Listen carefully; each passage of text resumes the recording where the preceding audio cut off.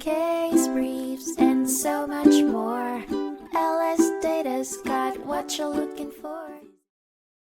In 2013, the United States Court of Appeals for the 11th Circuit heard United States v. Smith, a case questioning the admissibility of evidence obtained through warrantless surveillance and the use of prior convictions to prove intent in a subsequent prosecution. Erick Smith was convicted for conspiring to distribute cocaine and given a 420-month prison sentence. Evidence gathered from GPS trackers on his vehicles without a warrant was used in his investigation. Smith appealed, arguing that the warrantless GPS surveillance violated his Fourth Amendment rights. The court disagreed with Smith, stating that the officers acted in reasonable reliance upon then-binding precedent.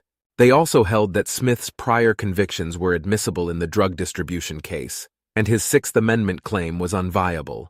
Ultimately, the court upheld Erick Smith's conviction and sentence. Case briefs, and so much more.